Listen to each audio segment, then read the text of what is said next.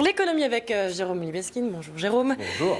Une partie de notre patrimoine, plusieurs marques mythiques de notre quotidien qui redeviennent françaises. Ah oui, Anaïs, si je vous dis la pique qui chante, les pastilles Vichy, les chewing-gums Malabar ou peut-être le plus symbolique, les bons vieux carambars, eh bien, figurez-vous que toutes ces sucreries qui furent bon, l'épicerie de la sortie d'école, eh bien, elles n'étaient plus françaises et depuis longtemps. Elles ont été britanniques entre 98 et 2010, propriété donc du britannique Cadbury. Et puis, depuis 6 ans, elles appartenaient à un autre groupe, le numéro 1 mondial des chocolats et des bonbons, un américain qui s'appelle Mondelez. Et bien là, toutes ces marques vont redevenir françaises. Alors, ce n'est pas un spécialiste de l'agroalimentaire qui les rachète, c'est Eurazeo, une société qui n'est pas connue du grand public. Eurazeo, c'est une société d'investissement qui est aujourd'hui, par exemple, actionnaire d'Europecar, des hôtels Accor ou encore des doudounes Moncler. Et aujourd'hui, donc, elle est prête à mettre 250 millions d'euros sur la table pour s'offrir ce joli paquet de confiseries. Mais qu'est-ce qu'elle veut faire justement avec toutes ces confiseries?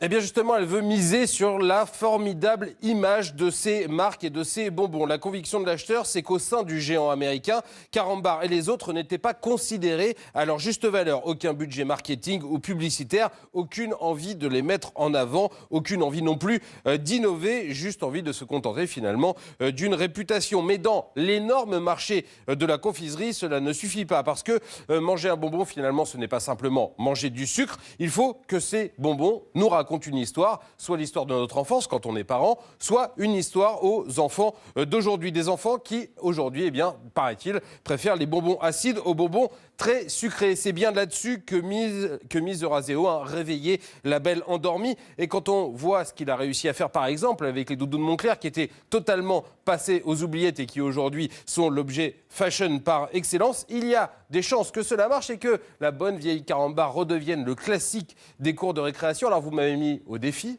Anaïs. Oh. Du coup, une devinette. Est-ce que vous savez ce que c'est qu'une tasse de café? Une tasse de café? Ouais, C'est une tasse... Eh ben, c'est pas la mer à boire. Ouh, Voilà, là. vous l'aurez cherché. Bon, là, vous pouvez vous cacher, je pense. Jérôme. C'est une blague carambar, hein, c'est une vraie. Voilà, merci beaucoup pour cette chronique. En tout cas, vous m'avez mis l'eau à la bouche. Merci, Jérôme. C'était l'écho.